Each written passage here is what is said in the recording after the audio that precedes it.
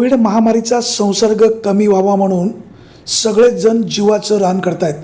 प्रशासन, राज्यकर्ते, लोकप्रतिनिधी, सामाजिक संस्था ही सगळी मंडळी हातामध्ये हात घालून कोरोना हद्दपार व्हावा म्हणून प्रयत्न करताना दिसतात. नारायणगाव येथील कथे डायग्नोस्टिक सेंटर यामध्ये कोरोना संदर्भामध्ये काही तपासण्या केल्या जातात. प्रामुख्याने HRCT तपासणी केली जाते. संबंधित बाधित रुग्णाचा HRCT स्कोअर किती आहे यावर पुढचं नियोजन ठरवलं जातं. सरकारने या संदर्भामध्ये काही गाईडलाईन आणि परिपत्रक काढलेलं आहे. त्यानुसार या ठिकाणी रुग्णांकडनं पैसे घेतले जातात का याबाबत सुद्धा विचारणा केली. तसेच या सेंटरचे संचालक पंजाबराव कथे यांच्याशी सुद्धा विस्ताराने चर्चा केली. चर्चेमध्ये अनेक मुद्दे उलगडले. सामाजिक बांधिलकी या सेंटरला नेहमीच असते. अनेकदा गरीब रुग्णाकडं पैसे नसले तर विनाशुल्क तपासणी केली जाते. नियमापेक्षा जास्त पैसे घेतले जात नाही. अशा प्रकारचं सेंटर अतिशय सामाजिक बांधिलकी जपतं असंही पंजाब कथे यांनी सांगितलं. या ठिकाणी तपासणीसाठी आलेल्या काही रुग्णांशी देखील आम्ही चर्चा केली. आकारण्यात येत असलेला दर जास्त आहे का, सरकारने काय करणं अपेक्षित आहे याबाबत सुद्धा विचारविनिमय केला. रुग्णांचं काय म्हणणं आहे या संदर्भातही कथे यांच्याशी चर्चा केली. ह्या दोन्ही चर्चेमधून समोर काय आलं तुम्हीच पहा. Bureau report, Vighnar Times, Narayangaon. Babaji Walunj. Babaji Walunj कुठून आले? काटाळवेढा. काटाळवेढा. काटाळवेढा तालुका पारनेर, जिल्हा अहमदनगर. इथे कशासाठी आले? एक्सरे करायचं. कोण यांचा एक्सरे काढायचा? तुमचं काय नाव? शरद वाळूंज. गाव? काटाळवेढा, तालुका पारनेर. तालुका पारनेर. कशाची तपासणी करायला आले? HRCT करायची. HRCT. हो इथे किती पैसे घेतात काय माहिती? हो. किती पैसे घेतात? 2000. 2000 रुपये घेतात. हो. 2000 रुपये घेतात हे कळलं कुठून? त्यांनी हे लावलंय तिथं बाहेर. त्यांना मी विचारलं आल्यावरती, अच्छा अच्छा. तर त्यांनी सांगितलं 2000 रुपये घेतो. तुमची या सेंटरबद्दल काही तक्रार? नाही, मी फर्स्ट टाइमच आलोय त्यामुळं. 2000 रुपये जी आकारणी होते हो. ती बरोबर आहे का किंवा काही शंका आहे का? जास्त वाटते. मी आतापर्यंत HRCT केली नाही, पण माझ्या जास्त वाटते. हो, जास्तच आहे म्हणजे. शासनाने 2000 रुपये घ्यायचं अलाउड केलेलं आहे. शासनाचं सर्क्युलर आहे. ते सांगता नाही, मला आयडिया नाही त्याची. नाही, मी सांगतो ही जर माहिती खरी असेल हो, तर मग बरोबर आहे का चूक? तरी जास्तच आहे सर. तुमची काय अपेक्षा, किती रुपये घ्यायला पाहिजे? तरी 500-600 पर्यंत. बरोबर ना? बरोबर. समजा हे युनिट तुम्हीच चालवायचं ठरवलं, हो. सगळे मशिनरी वगैरे घेऊन, हां. हे शक्य होऊ शकेल? मी त्यांची बाजू घेत नाही. शक्य होणार ना सर. बरोबर ना? हो, शक्य मग होणार. 2000 रुपये योग्य नाही, कमीच व्हायला पाहिजे. कमीच व्हायला. तुम्ही युनिट असं चालू शकाल भविष्य काळामध्ये? हो, सगळा हिशोब केला तर चालणार ना सर. एवढी गरज नाही वाटत मला. एवढी गरज वाटत नाही. नाही, 2000 रुपये जास्त वाटतात जास्त वाटतं. तुमचं मध्ये. मावशी तुम्ही कुठून आले? मी त्यांच्याबरोबर आले. अच्छा अच्छा. साहेब नमस्कार. नमस्कार. काय नाव आपलं? प्रशांत वागचौरे. कुठून आले? मी उतरवरून आलो. काय कुठली तपासणी करायची? HRCT करायची. इथे किती रेट घेतात काही कल्पना आहे? माहिती 2000. 2000 जास्त कमी योग्य? आता तसं काही नाही, आता आहे ते आहे, आता करावंच लागेल. काही शासनाचं सर्क्युलर 2000 रुपयाचं आहे. नाही, मगाशी ते तो युवक असं म्हणाला की बाबा 2000 रुपये जास्त होतात.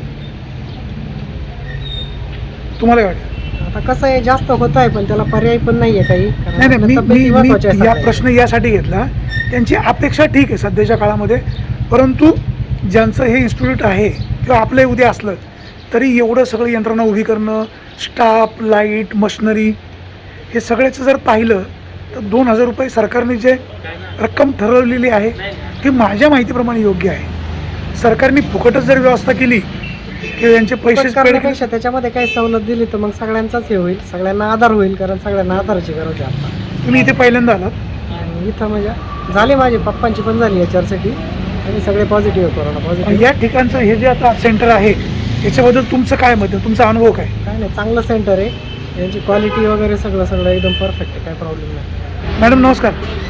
तुम्ही कुठून आलात? आळेपाटा. आळेपाटा. तुमचं नाव समजू शकेल? अनुराधा जाधव काय होते तुम्हाला? याच्यासाठी करायचं थोडंसं दम लागतं. इथे किती पैसे घेतात माहिती आहे? 2000. 2000 रुपयाची फी आहे. हे काय योग्य वाटते, कमी वाटते, जास्त वाटते? ठीक आहे, त्यांना बाकीचा मेंटेनन्स असेल काय असेल त्यांच्या पद्धतीने त्यांनी ते ठरवलेले ते 1 तासामध्ये बसणारे असेल तर काय हरकत आहे, त्यांनी त्याप्रमाणे सरकारने हे स्लॅब ठरवून दिलेले आहे. हो. तुम्ही यापूर्वी इथे कधी आला होता? मला वाटतं 1-1.5 वर्षापूर्वी MRI केलं होतं. काय तुम्हाला कसा अनुभव आहे यांचा? चांगलं आहे, स्टाफ वगैरे चांगला आहे. पण याच्या सिटीचे पैसे किती घेतो? 2000 रुपये. शासनाचं परिपत्रक काय आहे?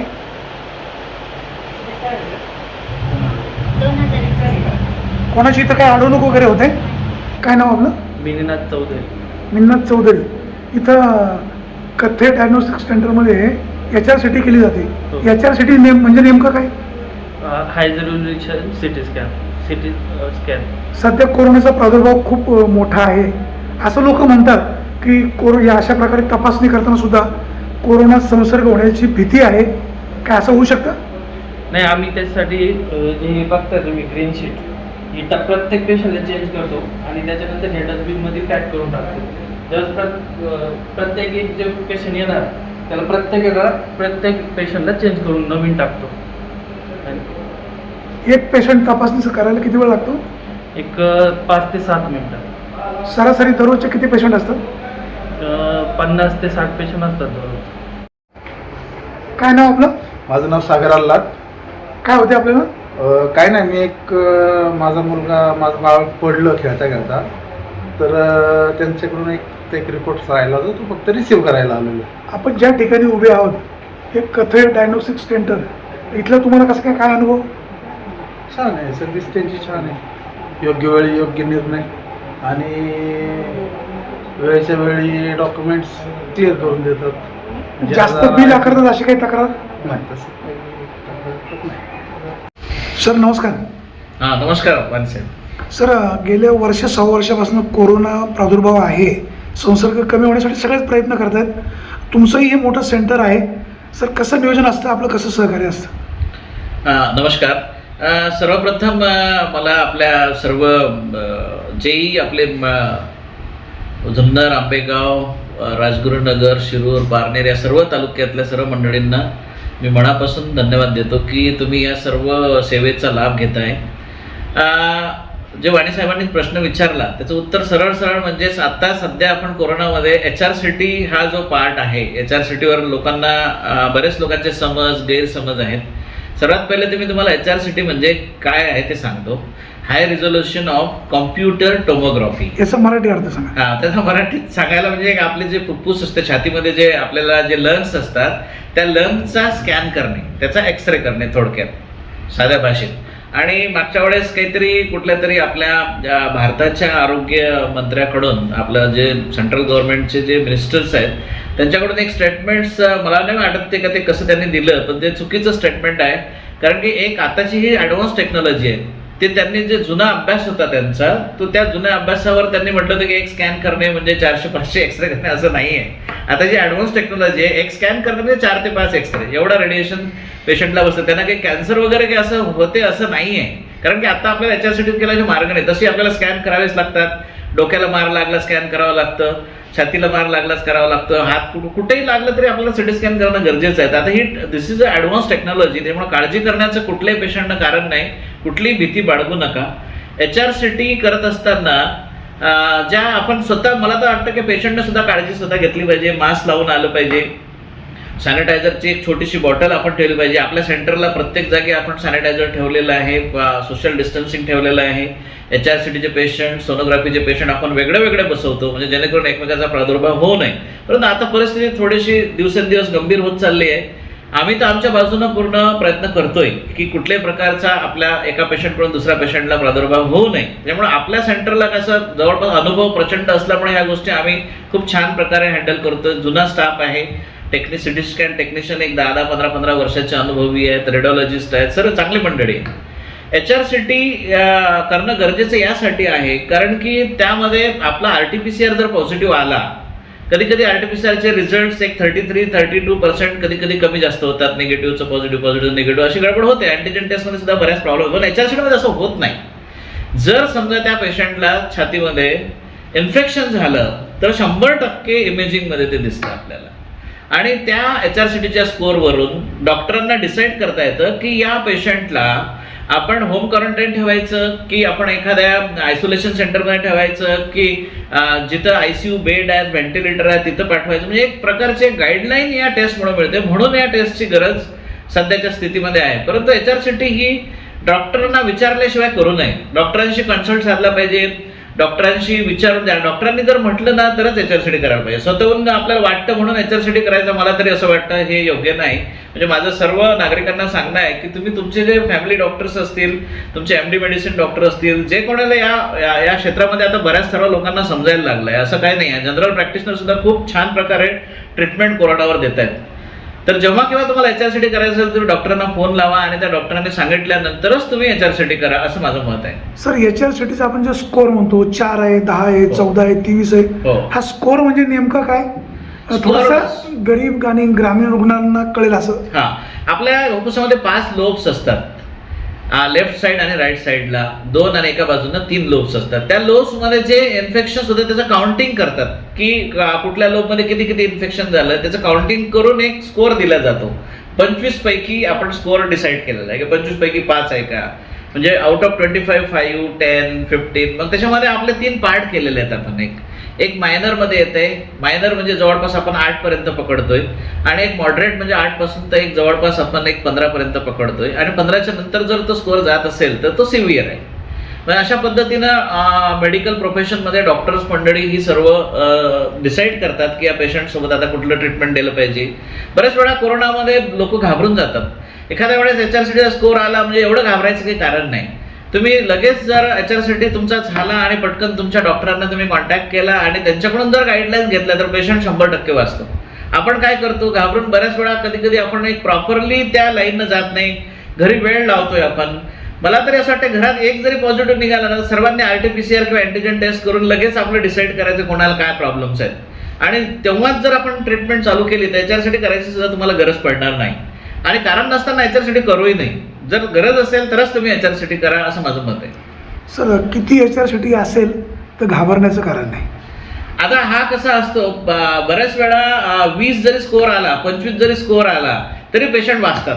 पेशंटच्या बॉडीच्या रेजिस्टन्सवर डिपेंड करते. कोरोनाला सर माझा प्रश्न त्यासाठी नाही, हो, कमीत कमी किती HRCT असेल तर बाबा फार तसं घाबरण्याचं कारण नाही. 4 5 6 असं काय स्कोअर जो आहे मिनिमम 8 पर्यंत जर स्कोअर असेल, 8 किंवा 10 पर्यंत, तर एवढं घाबरून किंवा नांदरून जाणं किंवा काहीतरी मला काहीतरी होऊनच सर, जाईल. काहींना 5 जरी स्कोअर असला तरी हा. त्यांना दम लागण्याचा प्रकार येतो. हा, मग ते नेमकं कसं? मी तेच तुम्हाला सांगतोय की कोरोनामध्ये असं तुम्ही पाहिलं असेल की यंग जनरेशन जे 28 वर्षाचे 30 वर्षाचे सुद्धा मुलं याच्यामध्ये डेथ झालेली आहे. कोरोना हा कोणाच्या बॉडी सोबत कसं रिॲक्ट करेल याचं गेसिंग अजून तरी आपल्या मेडिकल सायन्समध्ये आलेलं नाही. त्यामुळे अशी निष्काळजीपणाही नको की बाबा मला 5 स्कोअर आहे म्हणून मी निष्काळजी राहायला पाहिजे. मला तरी वाटतं की माझ्या नॉलेजनुसार तुम्ही मेडिकल प्रोफेशनमध्ये जे काम करतात, बरेच वर्ष जे अनुभवी MD मेडिसिन आहेत किंवा जे डॉक्टर सध्या आता कोरोनाच्या याच्यात काम करतात त्यांच्या मार्गदर्शनामध्येच आपण करायला पाहिजे. आपल्या स्वतःच्या मनानं कुठले डिसिजन घेऊ नये. त्यांनी सांगितलं की इथं भरती व्हायचं तर होऊन जाते, त्यात आपण कारण नसताना नवीन प्रश्न करणं किंवा व्हॉट्सअप युनिव्हर्सिटी आता आली आहे, व्हॉट्सअपमध्ये पीक आलेलं आहे कोरोनाचं, खूप माहिती ट्रान्सफर ते इकडं तिकडं, मग त्या वाचून आपण कुठेतरी स्वतःला प्रीजज करतो, आता मला गरज नाही, मी होम क्वारंटाईन राहायला पाहिजे. बरेच वेळा आपण व्हिडिओ कॉल कन्सल्टिंग घेतो. व्हिडिओ कॉल कन्सल्टिंग तुम्ही प्रॉपर कोरोनामध्ये जे काम करतात त्यांच्याकडून घ्या किंवा जे नाही करत असतील पण ते खूप अनुभवी आणि चांगले डॉक्टर्स असतील त्यांच्याकडून तुमचं जाणं होत नसेल, फोन लावा, व्हिडिओ कन्सल्ट. 100% तुम्ही चांगले व्हाल.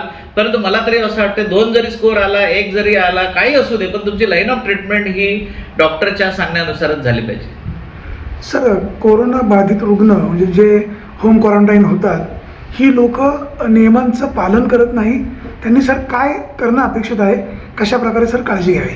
आता मी तुम्हाला माझा स्वतःचा अनुभव सांगतो. माझ्या घरी सुद्धा माझ्या मिसेस डॉक्टर कथे मॅडम आहेत, त्यांना कोरोना होऊन गेला, माझ्या मुलीला होऊन गेला, माझ्या सासूबाईला होऊन गेला, माझ्या भावाच्या मुलीला होऊन गेला.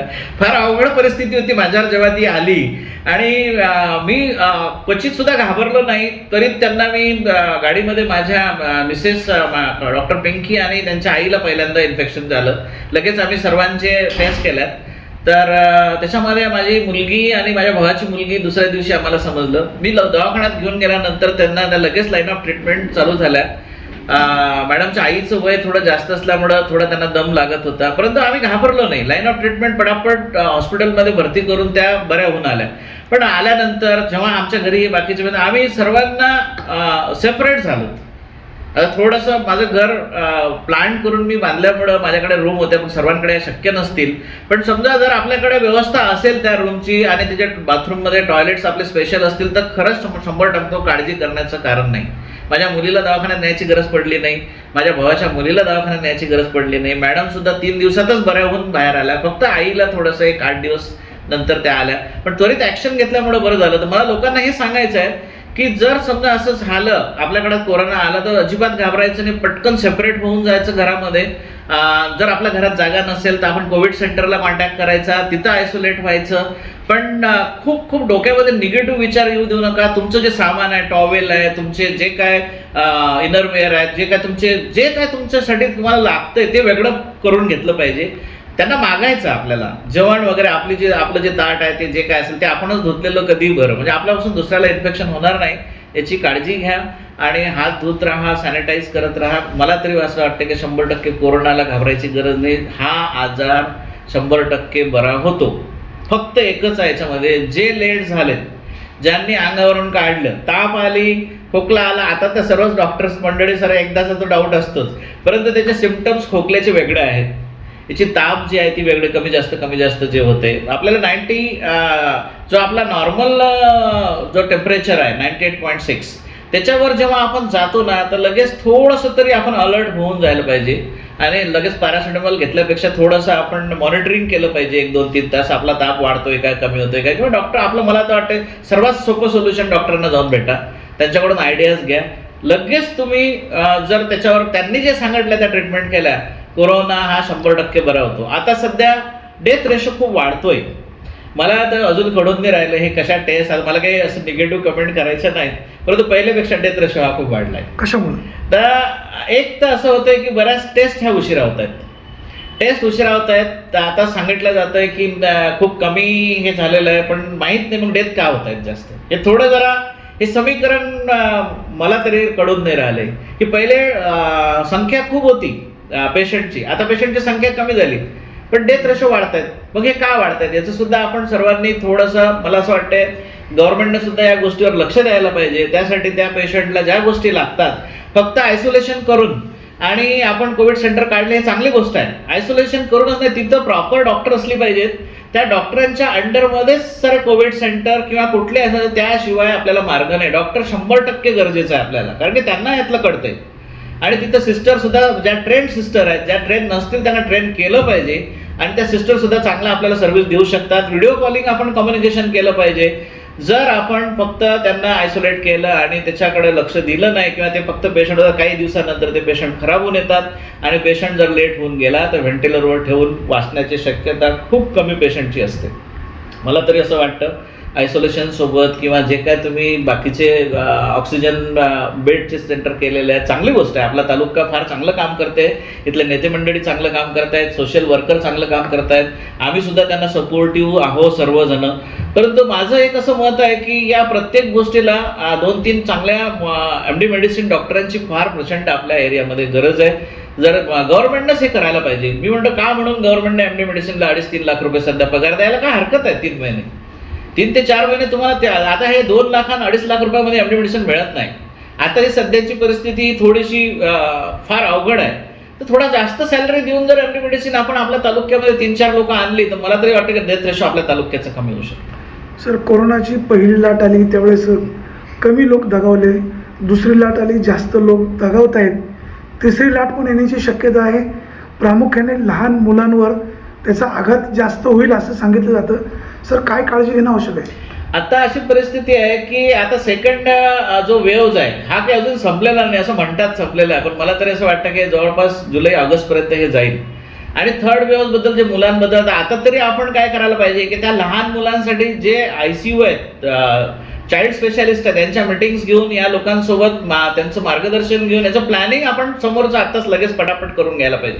कारण की एकदा जर हे आलं ना ती इतकी अवघड परिस्थिती होईल की मुलांची संख्या छोट्या मुलांची खूप जास्त आहे आणि छोट्या मुलांचे प्रॉब्लेम्स असे आहे की त्या काही गोष्टी सांगूही शकत नाहीत, इतकी अवघड परिस्थिती आहे. मला असं वाटतं की आपल्या भारत सरकारने, महाराष्ट्र सरकारने यांनी सर्वांनी जर याच्यावर प्रॉपरली प्लॅन करून आणि प्रत्येक गावामध्ये जसं आता एक ग्रामपंचायत, त्या ग्रामपंचायतमध्ये 10-12 लोक असे सिलेक्ट करून त्या गावाची जबाबदारी प्रॉपरली मॉनिटर केली आणि प्रत्येक जसं आता एखादा एक समजा कोल्हेमाळा आहे किंवा इकडं खोडद रोड आहे, इथले जे सदस्य आहेत त्या सदस्यांना थोडंसं विश्वासात घेऊन तिथली माहिती घेऊन आणि प्रॉपरली टेक्निकल लोक त्या ग्रामपंचायतमध्ये बसवली आपण आणि त्यांच्याकडून प्रॉपर डेटा घेऊन जर मॉनिटरिंग झालं तर आपण या मुलांना सुद्धा भविष्यात आपण चांगली सर्व्हिस देऊ शकतो, त्यांचे जीव वाचू शकतो आणि आपल्या जुन्नर आंबेगाव तालुक्यामध्ये सुद्धा आपण याचे ICU सेंटर, याचे व्हेंटिलेटर आणि ऑक्सिजन बेड सेंटर्स हे आपण मुलांसाठी आतापासूनच याची तयारीला लागायला पाहिजे. सर, कोरोना महामारी रोखण्यासाठी सगळी मंडळी प्रयत्न करत आहेत, अगदी खाजगी डॉक्टरसुद्धा प्रयत्न करत आहेत, परंतु खाजगी कोविड सेंटरमध्ये रुग्णांकडनं जास्त पैसे आकारले जातात, अशा प्रकारची तक्रार होते.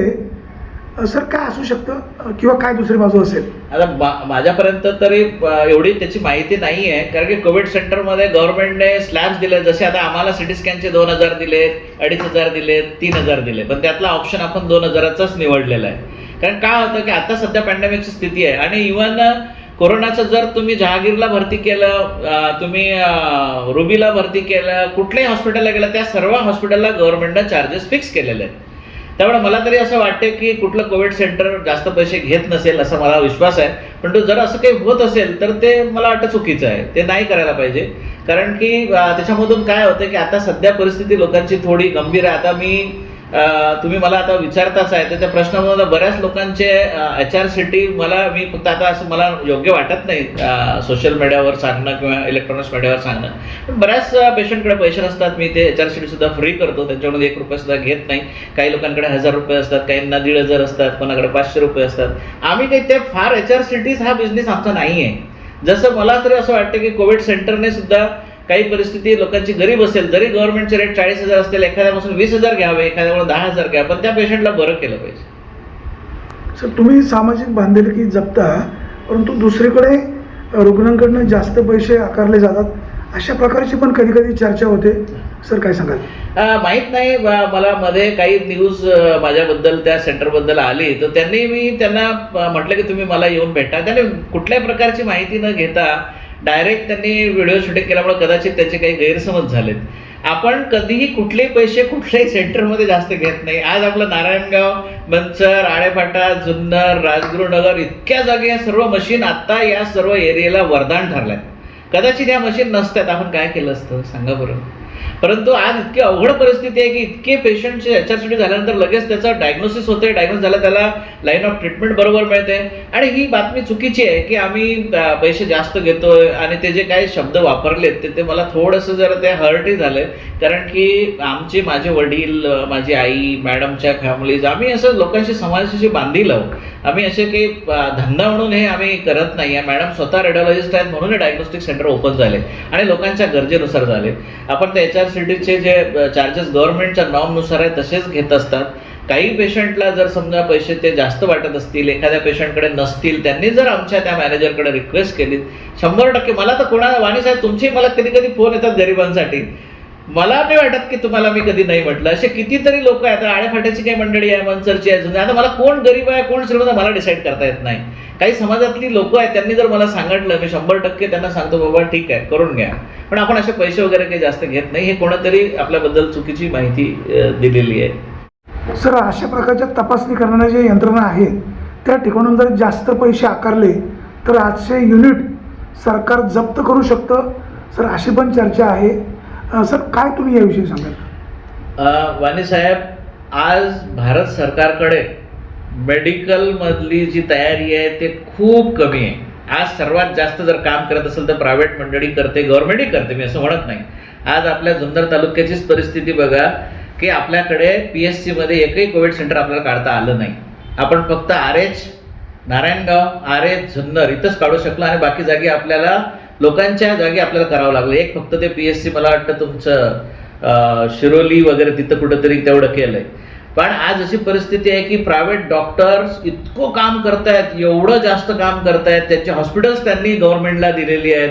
गव्हर्नमेंटने कॅपिंग केलेलं आहे का जिथं आम्ही पहिल्यांदा त्या टेस्टच्या 5-5 हजार टेस्टचे होते तिथं 2,000 रुपये केले. कुठल्याही डॉक्टरनं गव्हर्नमेंटच्या कॅपिंगला विरोध केला नाही, कुठल्याही प्रकारचं हे केलं नाही. आणि आज अशी परिस्थिती आहे की जे प्रायव्हेटमध्ये किती IMAचा तो रिपोर्ट बघा तुम्ही, भरपूर डॉक्टरांच्या डेथ झालेल्या आहेत.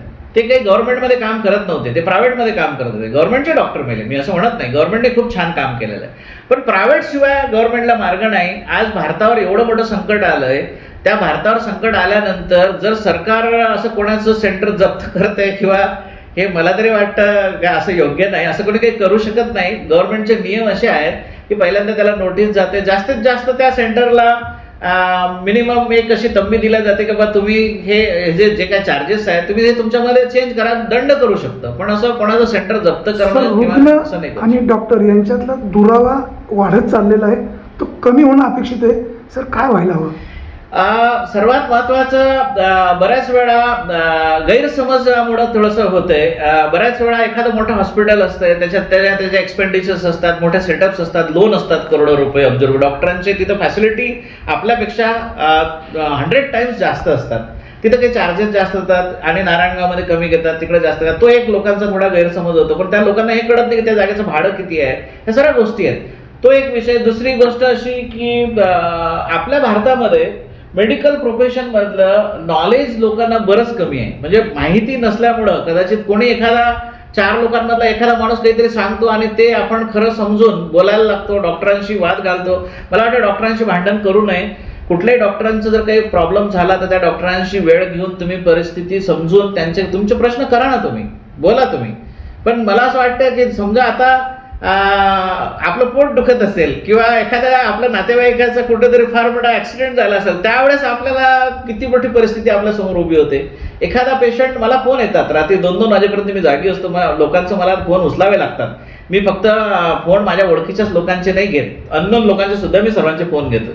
इतकी परिस्थिती वाईट आहे, भयान आहे की त्या लोकांना बिचाऱ्यांना समजत नाही, ते येतात. जनरली पेशंट हा खूप असा निष्पाप असतो, त्याच्या मनात कुठलंही पाप नसतं. काही गैरसमज झाल्यामुळं डॉक्टरांकडून थोडासा तो दुरावा जो निर्माण व्हायला, आता ते एक तर प्रकारचं नॉलेज असेल किंवा थोडंसं जनरली काय होतं की बऱ्याच हॉस्पिटलला काउन्सिलर नसतात, तिथं समजावून सांगणारा एखादा PRO नसतो, त्याच्यामुळे ती माहिती त्या पेशंटपर्यंत बरोबर जात नाही. तिसरं कारण, त्याला एखाद्या वेळेस सर्व्हिसला लेट होतं. उदाहरणार्थ समजा एक HRCTचा पेशंट माझा आत स्कॅन होतोय आणि एखादा पेशंट बाहेर आला, तो म्हणते मला नाही लगेच घ्या. आता तो पेशंट बाहेर आल्याशिवाय घेता येत नाही ना. तर एखादा थोडं चिड मिळून तिथं जेव्हा पेशंट चिडतो तर पेशंटवर रागावण्यात मजा नाही. आपल्या लोकांनी त्या पेशंटला व्यवस्थित विश्वासात घेऊन जर समजून सांगितलं आणि आपण पहिलेच जर आपले रेट आणि आपले चार्जेस जर पेशंटला क्लिअर केले की बाबा हे असं असं आहे, तर मला तरी वाटतं की वाद होण्याचा काही विषय येत नाही. आणि पेशंटशी जर चांगलं बोललं, माझा तरी असा अनुभव आहे आजपर्यंतचा की आज मी डॉक्टर कथे मॅडम सोबत एक 15 ते 20 वर्षापासून या प्रोफेशनमध्ये काम करतो. शैक्षणिक क्षेत्रातही मी भरपूर आपल्या एरियामध्ये काम केलंय. तर हे करत असताना माझे तरी वाद कोणत्या पेशंटसोबत भांडणं झाले नाही आमच्या सेंटरवर. कारण की आम्हाला एखाद्या वेळेस कोणी थोडं बोललं तर आपण थोडं ऐकूनही घेतलं पाहिजे. लगेच त्याचे रिपल्शन किंवा पेशंटशी वाद घालून उपयोग नाही. आणि आपल्या जुन्नर आंबेगाव तालुक्यातली डॉक्टर खूप चांगलं काम करतायत. आज प्रचंड लोकांचे जीव वाचत आहेत, सेवा देत आहेत. परंतु त्यांना सुद्धा सर्व गोष्टींचं आपण सुद्धा सर्व लोकांनी कोऑपरेट केलं पाहिजे आणि डॉक्टरांबद्दल चांगलं बोललं पाहिजे. जर समजा एखाद्या डॉक्टरबद्दल एखाद दोन डॉक्टरांची चूक झाली म्हणून सर्व डॉक्टर्स असे असतात, असा गैरसमज करू नये. कारण की आज अशी परिस्थिती आहे की अमेरिकेसारखा देश, फ्रान्स सारखा देश, जर्मनी सारखा देश कोरोनासमोर हारलेला आहे. किती वेळा त्यांच्याकडे 5-5, 7-7 वेव्ह झालेला आहे. आज भारत देशामध्ये कुठल्याही प्रकारची तयारी नसताना आपण मेडिकल प्रोफेशनमध्ये खूप अशक्ता खरं पाहिलं तर जागतिक पातळीवर.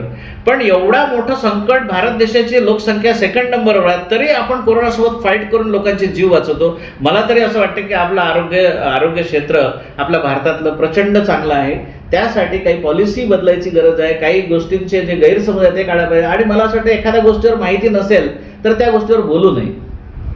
सर, मग तुमच्या सेंटरमध्ये मगाशी आलो, एक वडनेरचा रुग्ण आहे, ते याच्यासाठी तपासायला आलेले आहेत. त्यांच्याशी मी सहज संवाद साधला. त्यांना असं विचारलं, बाबा इथे किती पैसे घेतात? ते म्हणाले 2,000 रुपये घेतात. मग 2,000 रुपये जास्त आहेत का? ते असं सहज म्हणाले.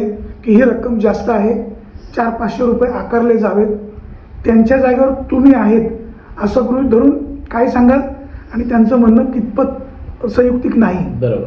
आता त्या पेशंटची चूक नाही, त्यांना HRCT म्हणजे काय हेच समजत नाही. ते कशामध्ये होतो सिटी स्कॅन, त्याला खर्च किती लागतो, त्यांना हे कळत नाही. आज प्रत्येक पेशंटवर खर्च इंडिव्हिज्युअल वेगळा आहे. त्या सिटी स्कॅन करत असताना त्याला एक फिल्म लागते, त्याला जेव्हा सिटी स्कॅन करतो त्या ट्यूबच्या स्लायसेस कमी कमी होत जातात. त्या ट्यूबचं एक लिमिट आहे की तेवढे स्कॅन होतात, त्यानंतर ती ट्यूब बदलायला तुम्हाला 20 ते 25 लाख रुपये लागतात. मोठे खर्च आहे, ती इन्व्हेस्टमेंट्स आहेत. तर तो जो पेशंट आहे, तो पेशंट एक तुम्ही जो प्रश्न केला त्या पेशंटला जे वाटलं, त्यांना एक्सरे जसा आपला 300 आणि 400 रुपयामध्ये जो एक्सरे होते त्यांनी कम्पेअर कदाचित त्या एक्सरे सोबत केलेलं दिसतंय. त्यांना सिटी स्कॅन पेशंटला नाही कळत साहेब. काय होतं माहिती आहे का, HRCTला इंडिव्हिज्युअल खर्च वेगळा आहे, इलेक्ट्रिक बिल वेगळा आहे, त्याचे ट्यूब कन्झम्पशन आहे, तो टेक्निशियन आहे, तिथं सर्व मेंटेनन्स आहे. खरं पाहिलं तर या टेस्टचे जे चार्जेस आहे हे प्रचंड डबल तिबल होते पहिले, पण आता पॅन्डेमिकमध्ये आपण सर्व मेडिकल क्षेत्रातली लोक, आपल्या सामाजिक क्षेत्रातल्या लोकांनी आपण विचार केला जनतेचा, नाही आपल्याला 2000 रुपयामध्ये करायचं आहे. ज्या पेशंटला आणि तो पेशंट असेल, समजा एखादा पेशंट असा आम्हाला आलाय, डायरेक्ट कोणाची ओळखी सुद्धा नाही पाहिजे, समजा त्या याच्यावर आला आणि त्या पेशंटची खरोखर जिनाईन परिस्थिती आहे, तर त्याला आपण आपले सेंटर काय असे कमर्शियल नाही, आपल्याला कमी करतोय आपण पैसे. त्याच्यापेक्षा कमी रेट होऊ शकतो? नाही, याच्यापेक्षा रेट कमी म्हणजे यासाठी नाहीये, कारण की काय गव्हर्नमेंटने GR इतका खाली पाडून दिला पहिलेच. 2000 रुपये काहीच नाही. आता काही लोक एखाद्या वेळेस 200-500 रुपये कमी घेत असतील, पण त्यांचे सेंटर मुंबईला असतील, पुण्याला असतील, त्यांना तिकडून जर 7,000-5,000 मिळत असतील ते मेंटेन करू शकत असतील. पण 2000पेक्षा जर कमी केले तर त्याचा जो मेंटेनन्स आहे, तो मेंटेनन्स निघणं सुद्धा अवघड होईल. आणि काही दिवसानंतर मग बऱ्याच वेळा लोकांच्या मशीना बंद होतात, त्याच्या ट्यूब्स बदलल्या जात नाहीत, बोर्ड बदलल्या जात नाहीत. आज समजा मशीन आपल्या कंटिन्यू चालू आहेत. आता मध्ये एक मशीन आपली नारायणगावच्या मशीनची ट्यूब गेली, मंचरच्या याचा HP टँक गेला, त्याला आपल्याला लाखो रुपये खर्च करावे लागले. ते तर हा विचार करत नाही आपण की तिथं कमी भेटले. प्रॉफिट लॉस हा विषयच आता सध्या नाहीये. सामाजिक आहे, एका सिटी स्कॅनच्या मशीनमध्ये वेगवेगळ्या टाईपचे सिटी स्कॅन, त्यातला ही एक टाईप आहे HRCT.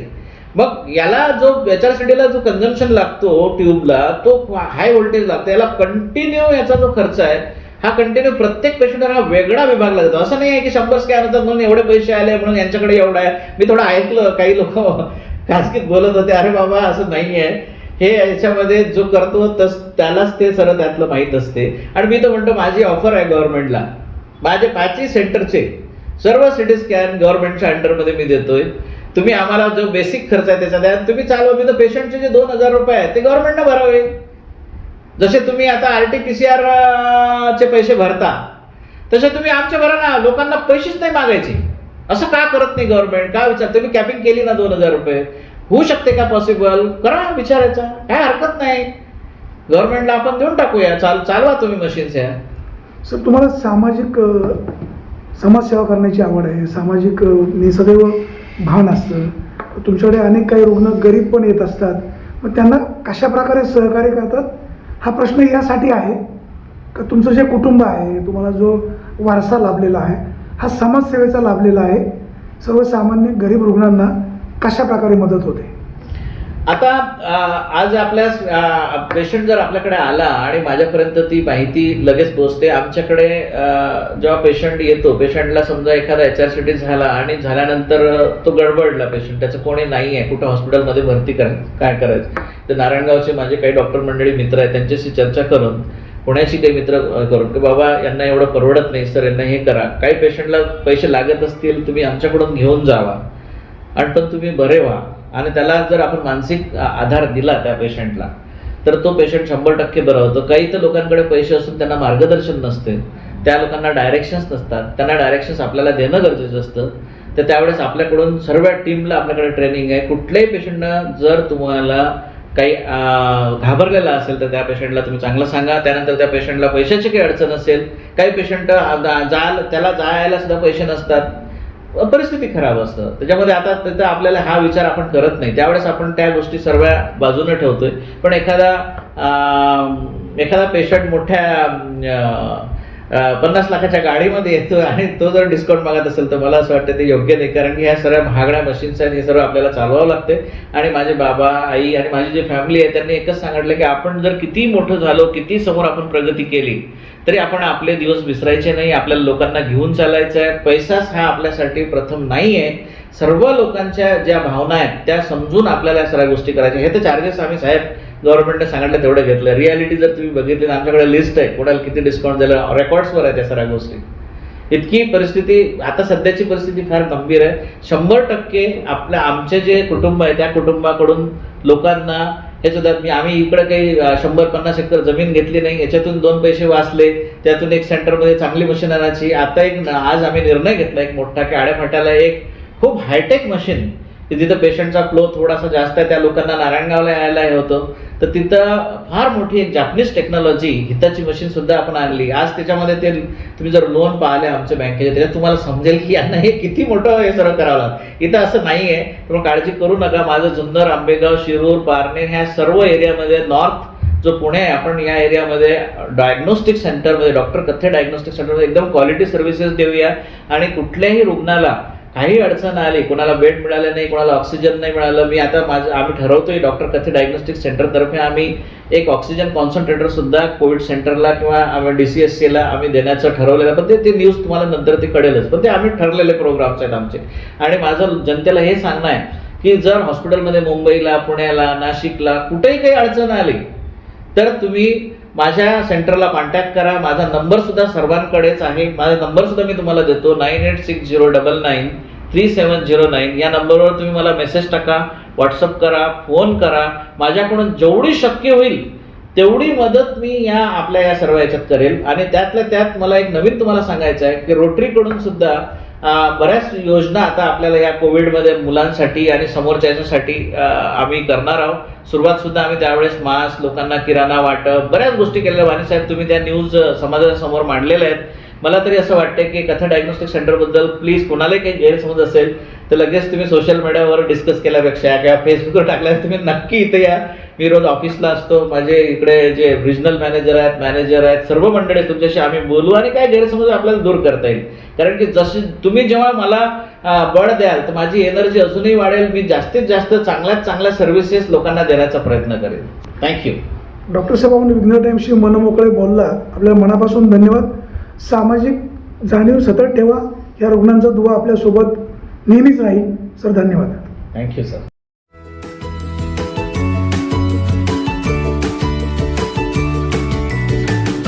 बातम्या शेतीच्या, बातम्या मातीच्या, बातम्या अन्यायाच्या, गुन्हेगारीच्या,